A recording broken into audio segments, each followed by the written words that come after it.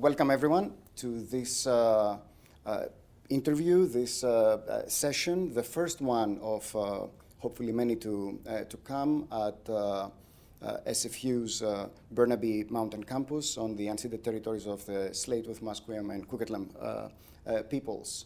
We are in the Hellenic Studies corridor, part of the SNF Center for Hellenic Studies at Simon Fraser University, and we have with us, having taken the long trip from Spain, the historian and colleague Kostis Kornetis.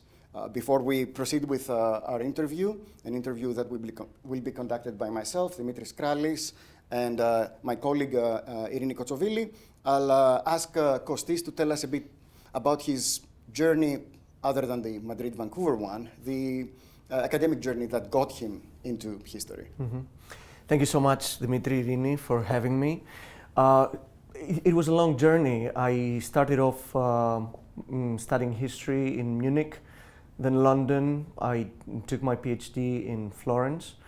And then I had also an academic itinerary in the United States. I taught at Brown, New York University. Then I went to Madrid, Oxford, Sheffield, and back to Madrid, finally with a tenured position in, I'm an assistant professor in contemporary history, and I work on 20th century European history, mainly the European South that we're going to talk about. And my first monograph was on social movements, student movement against the colonel's dictatorship in Greece from 67 to 74. It's called Children of the Dictatorship. And now, in these days in Vancouver, and I think today as well, it's a great opportunity of presenting snippets of my forthcoming monograph, which is on the three generations of transition in Greece, Spain, and Portugal. Excellent. So we're both historians, but as we were talking about earlier on, I'm from a very different era. I'm myself a medievalist, and I wonder whether we could open up our conversation with perhaps a general reflection on the historical tradition. And here I think I'll use the privilege of the interviewer to plunge us back to my own era and maybe see if we can find a way to reflect on perhaps universals or maybe non-universals in the study of history. So I'll read to you from the text, the introduction to the work of an 11th century historian who has basically given me my job and is earning my bread for me. And I'd like to hear your thoughts on some of what he describes as the main concerns of a historian, and how, as someone working in the modern era, you might engage with those. So, history is the primary preoccupation of many wise men of the past. It has proven to be exceedingly useful for life, as it reveals the lives of those who were virtuous and those who were not, describes illustrious deeds born of flawless planning and effort, as well as inglorious actions caused by the faulty planning or negligence of those governing public affairs. Above all, it tells us about those who hold the highest office, how some of them successfully overcame clear and present dangers through their diligent military strategies, while others, even when history was about to smile upon them, ruined everyone's hopes for a happy outcome, but by not making prudent use of the opportunities given to them. All these things are stripped bare by history, and, as we said, there is much utility in them, for they convey clear instruction and set patterns for the future. They simply lead us to imitate what was discerned well and to avoid ill-advised and shameful deeds in wars, battles, and in all other most necessary offensive ventures and challenges of defense. So, how arcane, current, relevant, irrelevant does this much older, 1,000-year-old conception of history becomes to someone working in your era? It's a very interesting excerpt. I think that we can always find interesting lessons to be learned from writings of this kind, which I think belongs to the school of thought according to which we can learn from past deeds. This has been challenged. That there are colleagues of ours nowadays who believe the opposite. One of the aphorisms that has become very popular is that one thing that you can learn from history is that you cannot learn anything from history. But I don't necessarily ascribe to that school. I believe that it's always an interesting exercise to weigh ourselves against other eras, other epochs. But what you just read, I think, is also representative of a particular kind of historiography that was sort of inevitably at that time focusing on the rulers, the moral rulers or the immoral rulers, the corrupt ones versus the virtuous ones, the courageous ones versus the cowardly ones. I think there we can see how historiography has moved on and progressed. I would say that nowadays, of course, there is a trend still in what we call political history, still interested in people who rule well, the leaders, let's say, nowadays. But there is more and more interest in the lower echelons of society, what we could call ordinary people, and so on. So I would say that one thing that we can definitely deduct from what you just read is how far we've moved on in terms of how we understand history, from this idea of the elites, which is, of course, it's always relevant, but I think that we have a much more holistic approach to society nowadays. I think that this is kind of critical, and people in my shoes having to engage with these kinds of sources basically need to excavate the rest of society out of these texts. One of the questions that historians like Michael Etaliatis back then dealt with, but also historians today deal with, even as he was considering back then the question of utility, was questions of impartiality and questions of objectivity, especially given their direct engagement with political events. These were not professional historians gaining their daily bread from this. They did other things, and then they also wrote some history. How do such questions of objectivity and impartiality come into your work and your concerns as you engage with very current, often recently lived experiences? Well, they come up a lot because, I mean, as you're saying, I operate in what we could call history of present time. It's this French term, right? Histoire du temps présent. So it's something that I inevitably had to deal with. Most of the people I talk about are still alive. And this is one of the major challenges in my own work, very much based on the tools and methodology of oral history. I use interviews. So inevitably, when you use interviews and you talk about people's experiences, their own memories, what we understand with as objectivity is necessarily compromised. I'm more interested in historicizing people's subjectivity, and it's a major challenge there. But I would say, and you made me think by using this Byzantine writer of earlier writers, earlier historians, and I would say this typical bras de fer between this Thucydides kind of historiography versus Herodotus. I would say that we're more and more into, and me personally through my work, into Herodotus, and the kind of history he was making, which was very much, I mean, what we could call an anthropological approach to history, a thick description of what was going on at the time, leaving it open very often to interpretation. Is it true? Is it not? Is it a tale? Is it not? Is it a subjective approach of the locals or not? And I would say that there is something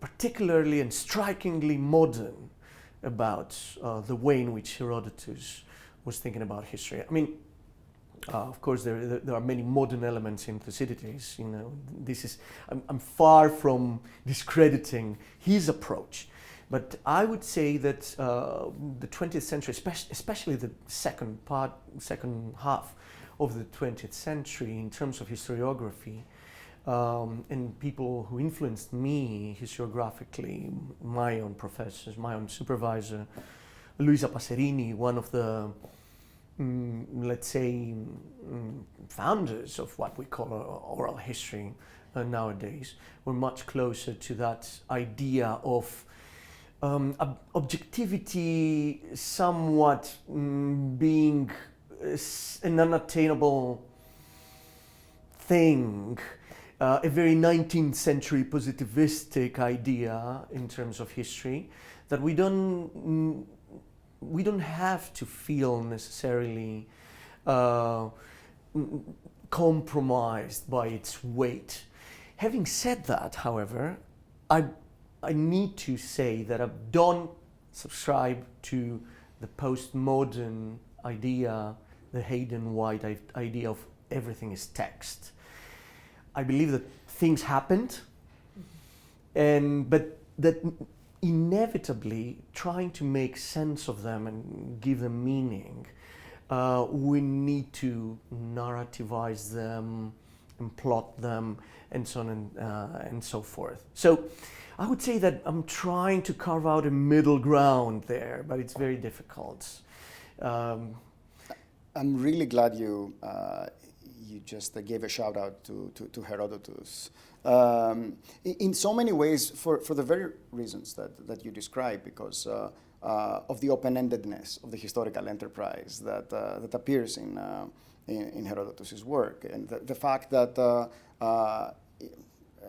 François Hartog has this Mirror of Herodotus book speaking about how even the tall tales he tells might be ways of putting a mirror before us and forcing us to think about ourselves, which of course raises the question of history as a reflective enterprise. And you do work with questions of memory.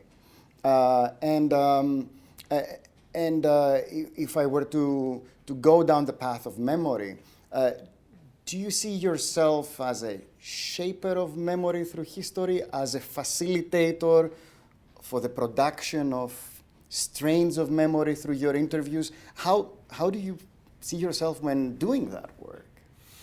It's an excellent question and a very difficult one. Maybe facilitator is a good way of labeling it. Memory is a very, of course, kind of fleeting concept. Are we talking about collective memory or individual memory? Where do the two meet, if ever? And these are questions that I constantly have in my mind and in my writing. What I try to do in my work, and I think that memory is a great tool for that, is try to show that inevitably there are many interpretations in history. And in a way that goes back to the objectivity question as well. There are many ways of looking at the past, even the very remote past, let alone the very recent past. So I think memory gives us tools, gives us ways, windows into looking at these different interpretations. One essay I remember that really influenced me very much, and in a way shaped the way I'm thinking about history, and precisely these very important questions that you're posing was by Peter Berg, this very famous essay in 1993 on narrative and history. And many people were shocked at the time because, he was a great historian. He was trying to look at structure versus agency, how much we have moved on since the Annales School, Brodel, and so on and so forth. But at some point in that essay, he talked about how much historians can learn from literature and from cinema. So in literature, he talked about Tolstoy, Proust. In cinema, he talked about Gillo Pontecorvo. These people who typically, Kurosawa above all, Kurosawa and Rashomon, which is this, in literature we have that as well with Darrell and the Alexander Quartet. This idea of approaching an event, a story, through different narrators. You have four people talking about the exact same events from different angles. It's the same, of course, in Rushmore by Kurosawa. And he was saying that's what we should do. The multiplicity of viewpoints. And I think this is what I'm trying to do in my work, to show that there is not a singular viewpoint. There are many different perspectives.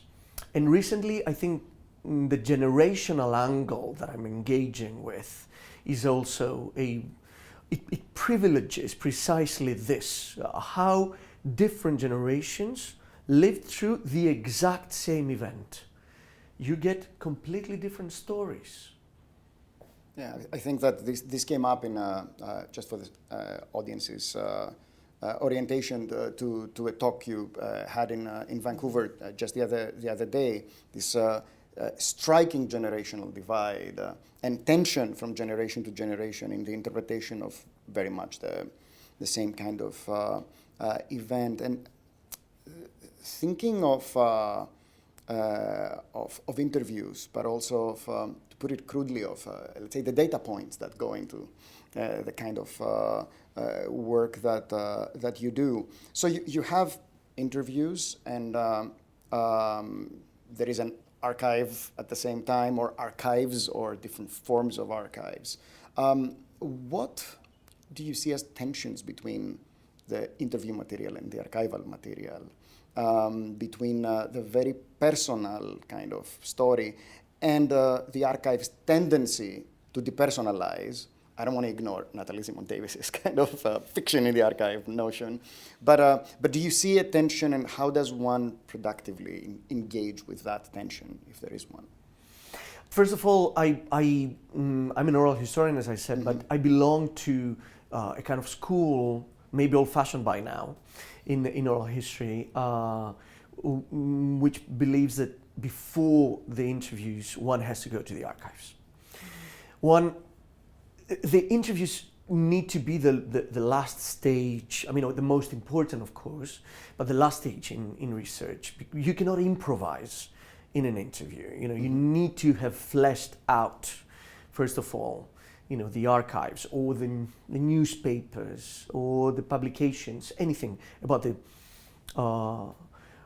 writings, the period that you're interested in, so that you can also be in a position of challenging your interviewees. Otherwise, of course, there is so much self-serving parts in an interviews. People tend to talk about their lives very, very often, trying to give coherence to their life itineraries and so on and so forth. And one of the challenges in an oral historian is to precisely challenge this coherence. The best thing to do that, of course, is to try to have a very solid grasp of the period that you're talking about. But you're absolutely right that there is a tension, there is an epistemological, maybe an ontological tension there between the written record and all this awe that we have about the written record, with all these implications of supposed objectivity and so on and so forth, even though, as you implied, we know about the subjective choices in creating records, creating archival records, and so on and so forth. But I think the major tension is precisely this idea of what we call today the kind of big data and the interviews, which is, I mean, how many interviews? I'm talking about qualitative, semi-structured interviews, which are the interviews that I'm doing. I'm not using questionnaires. How many of them can you make individually? I don't know, 50, 100, maybe a little bit more. If you take more than that, that would necessarily compromise your material. But I think the major issue there has to do with representativity somehow. You know, going to the archive, the illusion that it gives to you is that there you have like a window into society, an institution, you name it. But it's big. It's a big picture. Whereas with the interview, again, we're back to the micro, to the personal, to the subjective. But the interesting thing, I think, is precisely this issue of, probably this is a fallacy of the social sciences, the issue of representativity. How representative is your interviewee? How representative is your sample? Yeah. And this is something, I mean, I'm working with social movements of the past. It always comes up because sociologists, it's their field somehow, right? Social movements, and they always ask about representativity. And this is something that interests me. It bothers me. It's not something that I reject. I want to have a minimum of representativity. Let's say in terms of urban versus rural, gender, sexuality.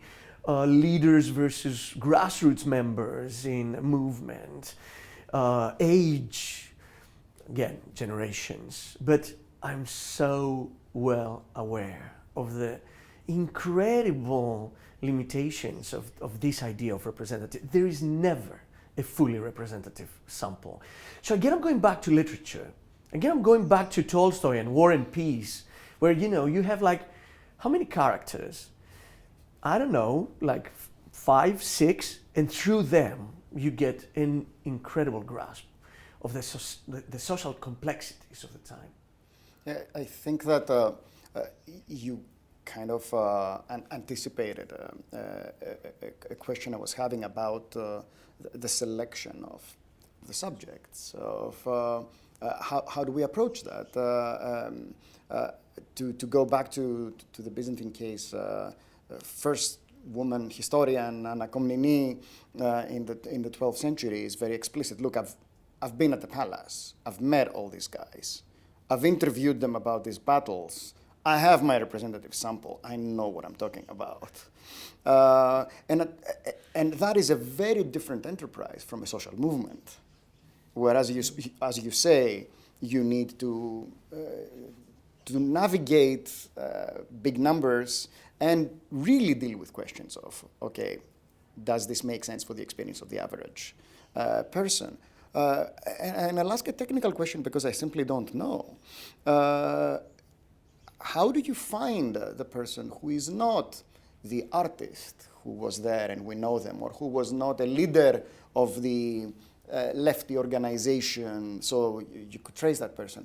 How do you find the average Joe or Jane of a social movement to interview?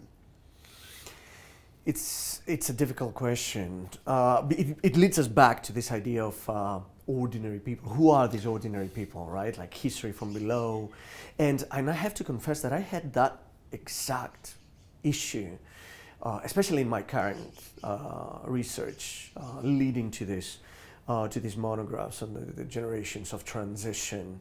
Because initially I really wanted to, that was my idea. I need to talk to average people, people who were not involved in the transitions in any kind of capacity. And then I realized that methodologically that was it was an impossible task, because theoretically everyone could be, and anyone who could, who was there could provide a testimony, from the bar owner of my neighborhood to you name it. So my problem there was that I had to take, and I think that in general you have to make methodological choices. Otherwise, you're lost in a sea of people, and this is kind of impossible. So it brings me back to the microhistory idea of finding some case studies that, again, maybe they're not fully representative of something, but they're individuals who experienced, who suffered, who reflect about their past and so on. But I don't have a blueprint of how to get to them. Most of the time, there is a lot of contingency. You have to get lost a little bit in the research, talk to many people, and little by little, find your sample. I'm thinking of the navigation between generations that came up in this conversation, and at the same time, your coming project is a comparative project where Greece becomes part of a wider picture. Spain and Portugal are involved in that. So, aside of the dubious honor of their participation in the famous or infamous PIGS, Portugal, Ireland, Greece, and Spain during the economic crisis, and their democratic transitions in general, are there other elements that make these countries good candidates for comparative work? I think there are. There was this term of Southern Europe. As you said, unfortunately, it became very trendy again, in inverted commas, because of the recent economic crisis. Well, one of the many crises. Apparently, this is a perma crisis that is not ending. But they were the epicenter of the economic crisis, of the Euro crisis after 2009-10.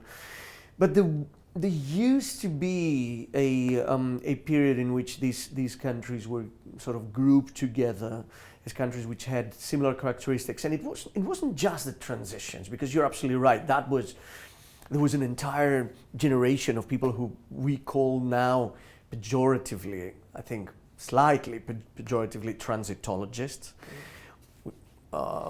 Political scientists basically talking about transitions. And they saw, Samuel Huntington, of course, with the third wave of democratization, as they saw this as, okay, they belong together, these three countries. But even before that, there were people like anthropologists, again, much of this is a little bit passé, but who were grouping them together as, countries exporting labor to West Germany or France or Belgium at exactly the same time, 1950s, 1960s. You have all these communities of expats which were created around that time, again feeling that there is something that united them apart from the dictatorships, which was another typical common denominator. This, again, anthropological idea, very passé, of the backwardness.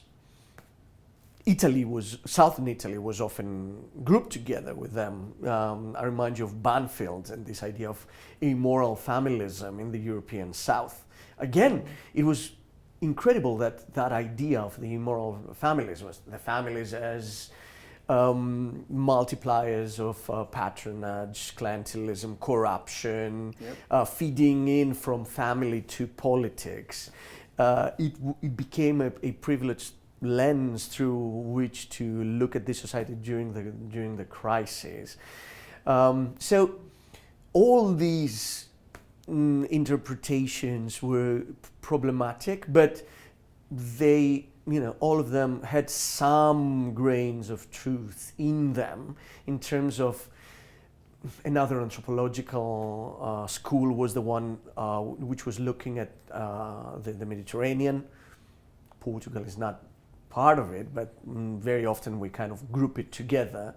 The famous honor and shame idea, right? The vendettas, the Doris system, all these things that you have in common, these late modernities, these late industrializations, and so on and so forth, right? I'm not talking about failed modernities. I don't share the narrative about Southern exceptionalism as the failed modernity. Not at all. It's late, it's difficult, but there are common patterns there. So there is a lot more that these countries share beyond the transitions to democracy. Just a final thing, and Irene, I think you can continue. I wonder, what does the lack of an imperial past in the Greek case do for these kinds of analysis? Does it come up as an issue? Does a transitional narrative get to involve questions of engagement with an imperial past? Does it come up? It's a fascinating question. It is one of the major differences, and there are so many differences between these countries. I mean, we can talk. That nowadays, I think historians, we feel a little bit, I don't know how to call it, emancipated maybe or freed from the earlier, more German idea about comparative history. In earlier years, the idea of comparative history was like, well, you cannot compare apples with oranges. You have to have a set of comparison and they have to share. I think nowadays, and thanks to political science, you have these books comparing, I don't know, civil wars in Indonesia to civil wars in, Greece. They made us feel like, okay, we can do comparisons of very, very different contexts. And that kind of fed into what we call nowadays transnational history, or global history, which is much more, we're much more open to comparing different things. But there are so many differences between Greece, Spain, and Portugal.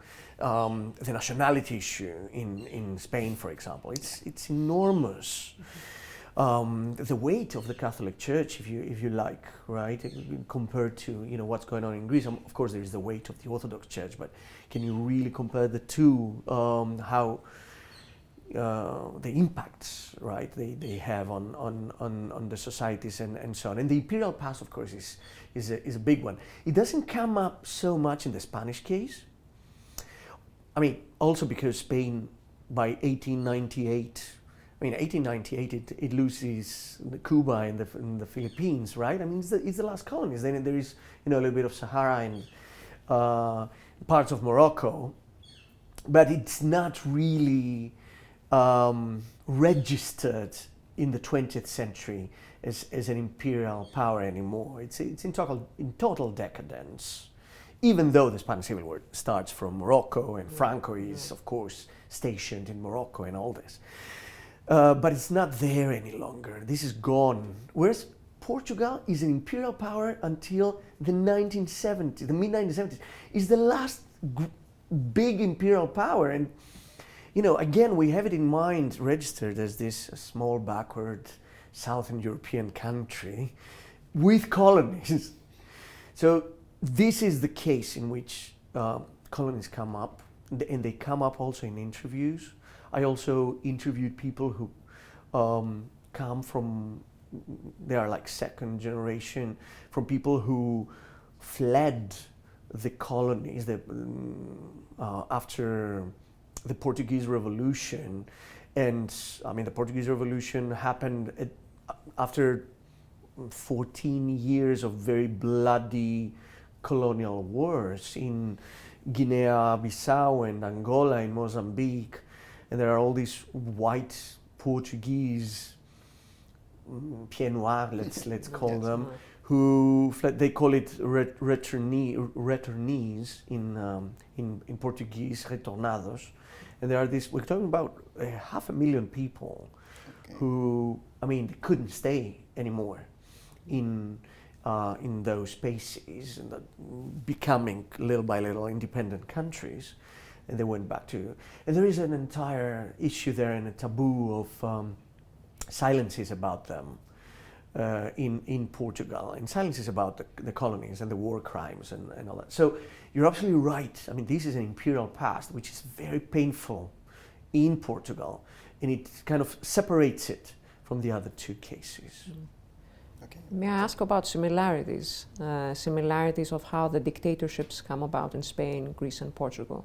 And what can we say about the democracies afterwards, the process of reinstatement of democracy in these three countries? Yeah, I mean, that brings us to that idea of, again, in transitions or transitology. A major issue has to do with periodization. How do you periodize, you know, what happens? When do transitions start? When do they finish? And an interesting thing, I mean, as we said before about these three countries, is that somehow they synchronize in their transitions. But the beginnings, the outsets, are very, very different. So Portugal, we have a regime that starts in 1926. I mean, we're talking about an authoritarian dinosaur there, belonging to a very different era, to the era of fascism, right, interwar. Then you have, of course, Spain, with Franco taking over after a very bloody civil war in the late 1930s.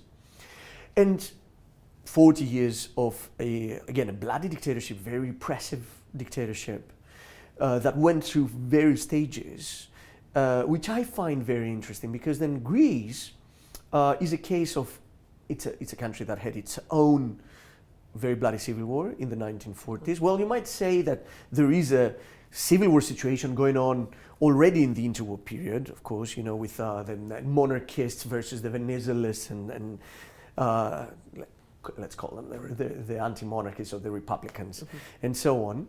But you have like outright civil war, of course, in the 1940s. And interestingly, at the end of the civil war, instead of having a Spanish case, you have like this revival of democracy. Of course, it's a very problematic democracy, the democracy of the 1950s.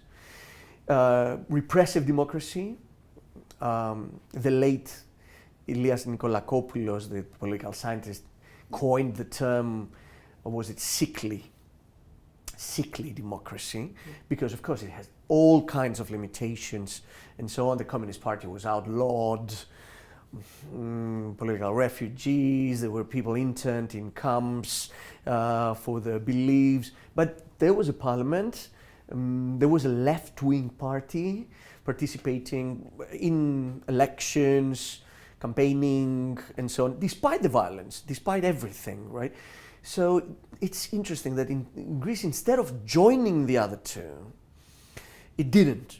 I mean, for various reasons, of course. Cold War, the American involvement, right, in all this, and Greece became a kind of protege after 1949. So could it have been like an outright dictatorship? Well, it becomes an outright dictatorship in 1967 for its own reasons.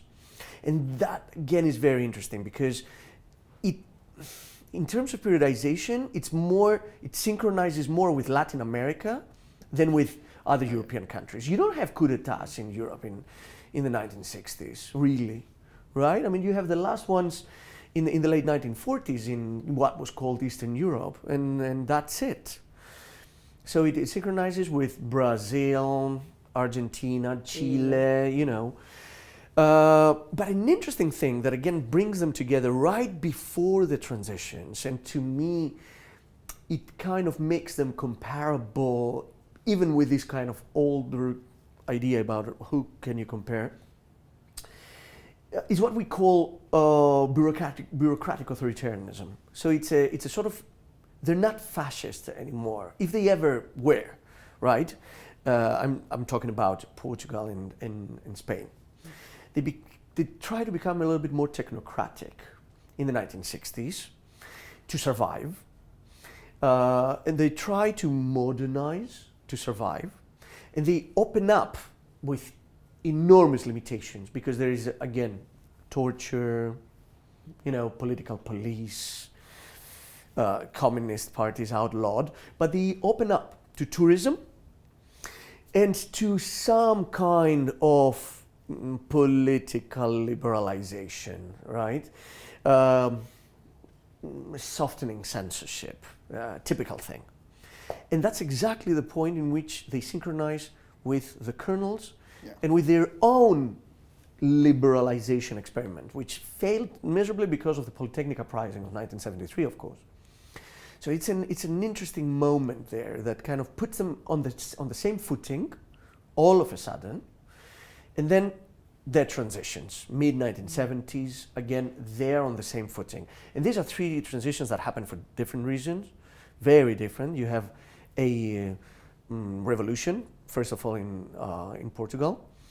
Then you have a regime collapse in Greece.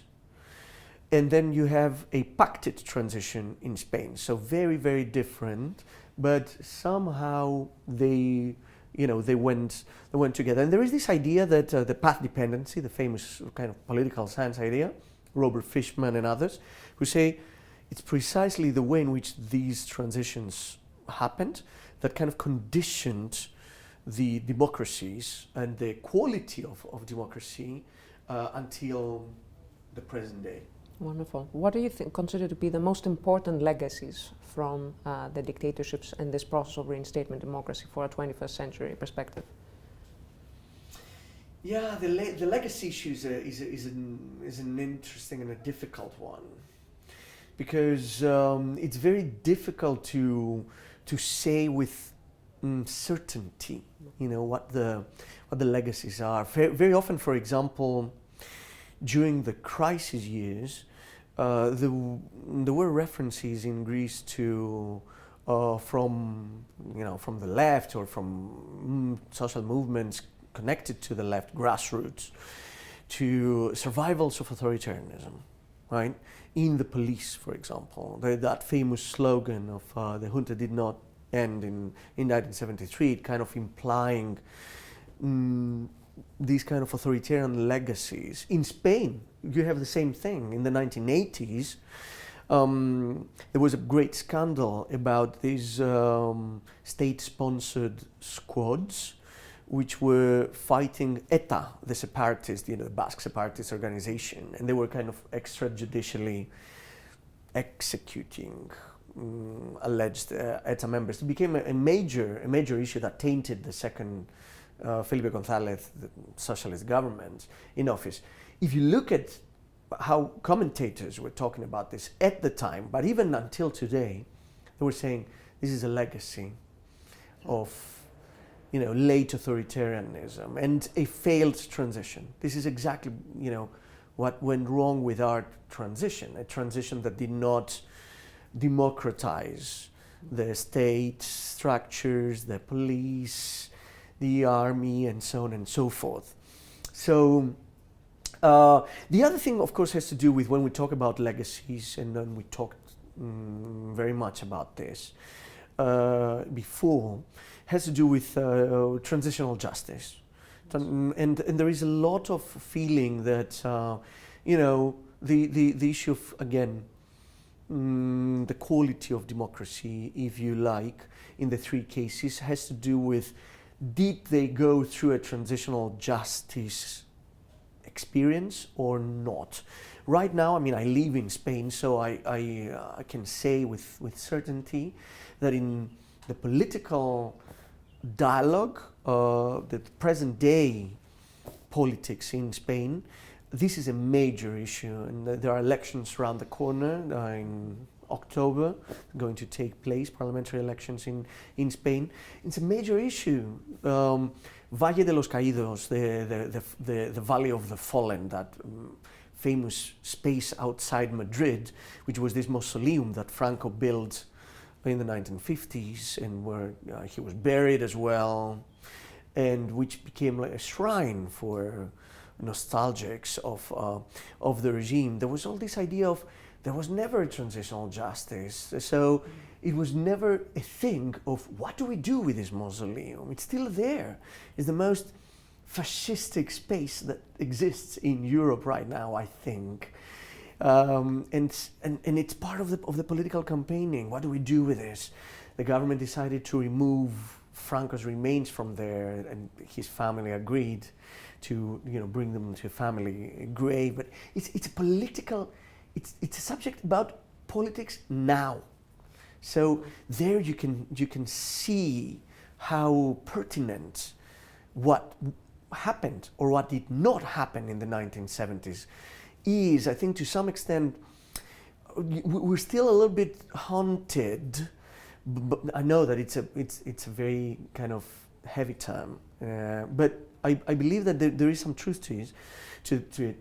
We're still haunted by choices that were made in the 1970s, which has to do with these kind of things. In Europe, again, what kind of relation do we have with Europe? What kind of relation do we have with immigrants? I think it really goes back to debate, nationalism, of course, national identities. That major slogan of Andreas Papandreou, for example, in Greece, Greece belongs to the Greeks. It's a very 70s thing that had a powerful revival now as a rightist slogan. But it's like we're a bit stuck in some major issues, major choices, or lack of choices that go back to the 70s. Could we also talk about the resistance in your work, specifically the monograph Children of the Dictatorship? You talk a lot about student youth movements. Can we talk about their contribution as we go to the gradual reinstatement back to the democracy? Yes, in that book there's a little excerpt that I would like to read out loud. It's from Melina Mercouri, the actress and political activist and Minister of Culture, and she says, quote, this is from the late 60s, "I learn now of the shooting of Duchke in Berlin and of Martin Luther King in America. I knew Martin Luther King, and I passed precious hours with him. I knew this boy who is lying gravely wounded in Berlin. I know what is happening in the world. The world is burning. I now have a feeling of what is happening in the world. I feel more for the Vietnamese or for the black people in America. I'm less egocentric about Greece because everything is like that." She joins her little fingers. Everything links. I think this idea of that everything links is a major idea in the book, and also has to do with your question. I think we're talking about students in the late 1960s and 1970s who were conceptualizing, understanding themselves as parts of a wider movement. It was not just about Greece, it was not just about Spain, it was not just about Portugal. This was a movement, this was a generation that shared many things, and it could be things and that they shared with people also outside Southern Europe, or Europe for that matter. So there is this very interesting kind of global thinking, or glocal rather, like thinking globally and acting locally, as we say today, in them. And I think in intellectual terms, but also in terms of as a social movement or as social movements, they imported very interesting strategies of how to fight an authoritarian regime from elsewhere. They were very eclectic in this strategic toolkit that they used against the colonels in particular in Greece, but we can expand it also to Spain and Portugal. So just to say a final word on this, Greece separates itself somehow from the other two cases, from Spain and Portugal, because even though there are very strong student movements in Spain and Portugal as well, for different reasons, it's only in Greece that a major event such as the Polytechnic Uprising and the crashing of the Polytechnic Uprising, the occupation of the Athens Polytechnic for 3 days in November of 1973, took place. You don't have a similar mass movement in the other two cases with such a bloody ending, a major trauma. Again, in a major point of reference during the transition. It's not a coincidence that somehow we keep going back to that generation, to that event, and so on and so forth. You don't have that in the other two cases. And still focusing on Greece, could you talk about the cultural production during the dictatorship years? What transpires, film or literature, or both? Perhaps more on film. There is a very interesting, a very vibrant, dynamic cultural production, especially, I would say, after the first years of the dictatorship. The first years of the dictatorship are characterized by a general stagnation, I would say, in terms of culture.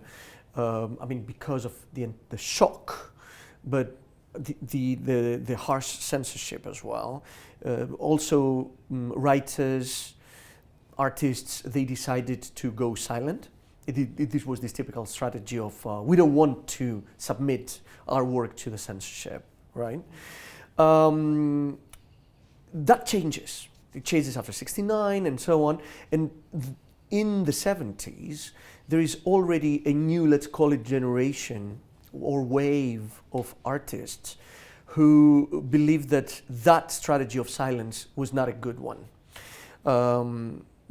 You need to somehow take advantage of the cracks in the system to get a message across. So to play along with the censorship, basically. And it's very interesting what censorship can do. I mean, I'm not saying that it's great, but people can be very inventive in how to bypass censorship. There is an entire generation of artists who became very, very skillful in using techniques that had to do with allusions, metaphors, innuendos. And interestingly, there is an entire audience that also trained itself in reading through the lines, because that wouldn't make sense. It wouldn't have an impact if people could not read through the lines. For example, in Angelopoulos, when he does Days of 36 in 1973, which is a film on a dictatorship, the Metaxas dictatorship of the 1930s, but it's so obvious that you're talking about another dictatorship so that you castigate the current dictatorship, right? And this was obvious to people. And you have many artists who use the exact same thing. The other thing which I would like to stress is this, going back to tradition, and tradition as a, again, powerful toolkit to fight against the regime's own appropriation of tradition. The regime of the colonels was very chauvinistic. It was all about, going back to folk dances and so on. So many musicians, in particular, they played around with this idea of using folk, but as a way of struggling against the regime's own appropriation of folk. So it was an alternative folk, more like Bob Dylan-y folk, right? And a little bit of, it wasn't purist.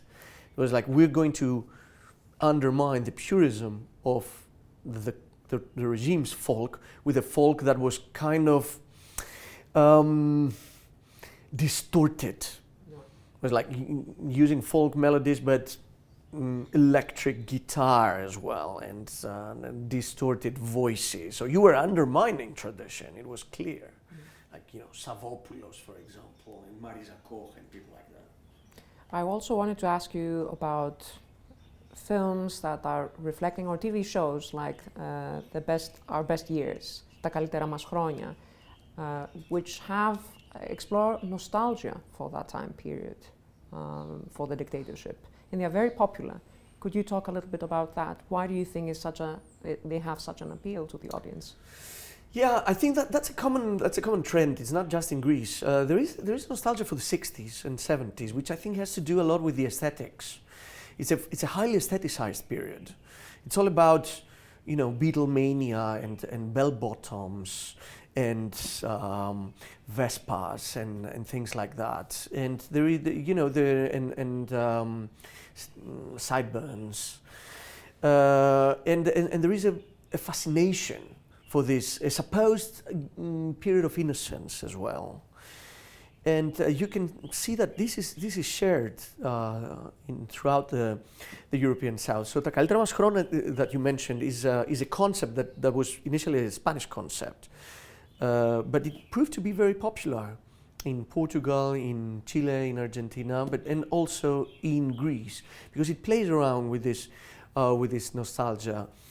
It's not the first time, it's a trope, and the trope is, I think it has a lot to do with the fact that people who direct these shows, just like films as well, they were kids during the dictatorship years. So there is a sort of inevitable nostalgia for their childhood years. And they kind of fail the test of introducing also a more critical distance to this. So they fall into the trap of sanitizing somehow these years through this focus on the aesthetics and so on. Having said that, however, it's a show that brings forward this idea of the personal. Again, maybe going back to our initial discussion of the micro-histories within the wider history. So it's like people who were, like these ordinary people, the average family, their everyday lives, but history is thrust upon them somehow. Incredible events happen, violent events. And somehow we can see through these shows an interesting approach of very clumsy at times, but still it's an interesting experiment of how do ordinary people live in extraordinary times. What do they do? How do they deal with these events? How do they navigate these times? And one of the conclusions that comes out of the show, which I think is a very accurate one, and it kind of coincides with what historians say about history of everyday life, is that very often people go ahead with their everyday chores and with their everyday obsessions and with, sexuality. You had a date on the day the coup happened.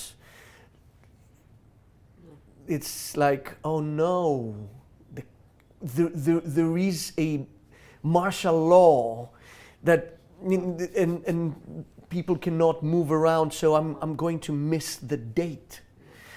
It sounds silly, but it's very, very close to what we deduct from history of everyday life, oral history, memory, and so on. And that's, again, to go back to our initial discussion, a very interesting experiment to do in oral history, to use insights of such shows and so on to challenge people's narratives. Because again, people want to show that they had heroic lives, that all they cared about was politics. And then you got to challenge that as an interviewer. And very often that can be very, very fruitful. Wonderful. I believe we have time for one more question. Yeah, I mean, as a reflection first on something you said earlier on, and then just a final question. I I find very interesting what you said about censorship. There's this Russian writer, Lev Losev, who has this book on the beneficence of censorship, whose whole argument is that the Soviet Union made Russians better readers, subtle readers, and of course subtle writers for audiences that are very attuned to messages that might be floating about. And then the censor becomes almost a productive kind of mechanism, which might play into the nostalgia for a time when we had a cat and mouse game and we were creative. But that's just a commentary that does not contribute too much. Let me ask a wrapping up question, if you want. We're here having a conversation, an interview format, which we hope to have open to a wider audience. Can we reflect then on the place of public scholarship in the modern university and the world around it? What has been your experience in the various countries and institutions you have worked in terms of administrative kind of valuing of that kind of scholarship? And also, perhaps a peculiar question, having written a book on contemporary issues, which in Greece are really still debated, discussed, intergenerationally argued, have you had any sense of how your own work becomes part of a dialogue? If you think that it has, I don't know. You mean a wider dialogue? Yeah. Beyond academia? Yes. So, I mean, first of all, let me just say that I really share what you said about the Russian writer, and I'm all for this kind of opening up to a more global understanding of repression, censorship. I think it's very fruitful ground for comparative research. To look at Samizdat, for example, and what was going on in Eastern Europe or even the Soviet Union, and again how people train themselves, as you were saying. And there is a Foucault as well was saying, I think, that censorship can be enabling in a very perverse way, of course, precisely because it pushes people to be more creative and so on and so forth. And to just a tiny thing, I got to Losev trying to understand Byzantine texts and the existence of authors within regimes that could be dangerous as well. Yeah. So, but back to you. Yeah, the interesting thing with censorship is also what happens when censorship disappears. And there is a lot of talk about transitions. Did it disappear immediately? Probably didn't. Again, survivals, remnants, and so on and so forth. But artists did not have the same barriers anymore. And that was an issue. They would use the same code, some of them, as if they were still operating under an authoritarian regime. Or if they didn't, they weren't as creative anymore, and they went through an existential crisis. Anyway, it's a very interesting issue. But to go back to your final question, it's a major issue of today, of the present. I mean, this is one of the good things of operating in a democratic system and with new technologies. I think that we value more and more this idea of bringing knowledge out of academia, out of the ivory tower, making it more accessible, make it part of a wider dialogue, as you say. And I personally, I always try to have a wider impact beyond the academic community, not just through articles in newspapers, but also I was always involved in audiovisual ideas like documentaries in particular, which again can be more and more easily made nowadays. So I think that academics can also be more flexible in the way in which they get involved in this kind of production of knowledge. But You mentioned, I think, the idea of public, the public history and the public historian, and I think it's a very, very fruitful concept. I'm in Spain. I'm lucky enough to be part of a department, the Department of Contemporary History at the Autonomous University of Madrid, which is a department that very consciously supports the idea of public history. There is a major historian, Jesus Izquierdo, who is a major public historian there, and we created a master course in public history right now. And the idea of the master course was also to try to see how students who are going to take it are going to be linked to various outlets beyond academia, media, museums, even people who are involved in computer games that use history. You name it. There is an entire avalanche of possibilities that can bring you outside academia, and I think we need to think outside the box.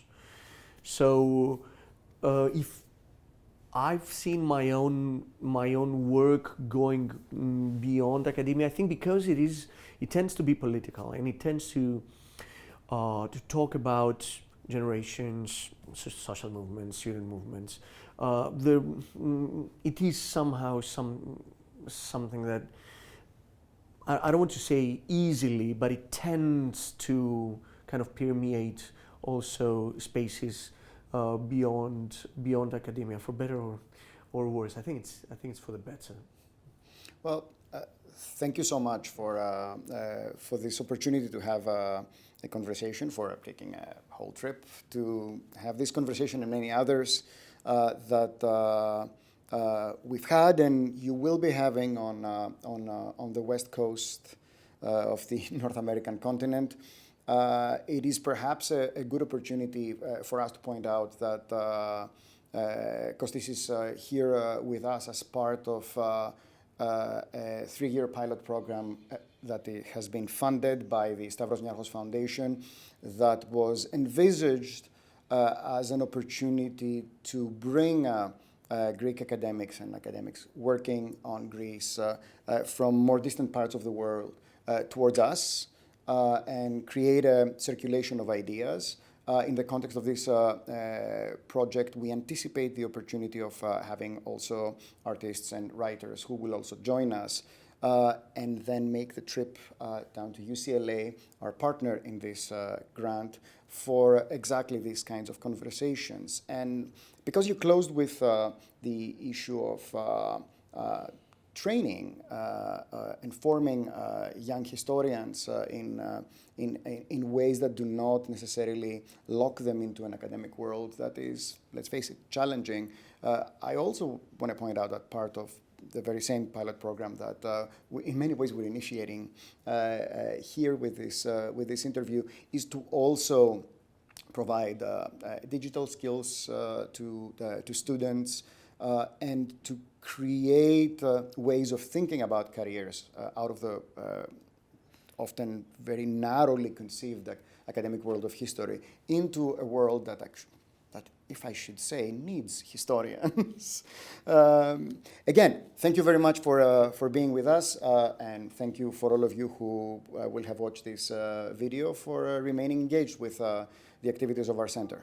Thank you so much for having me. It was a fantastic objective. Thank you.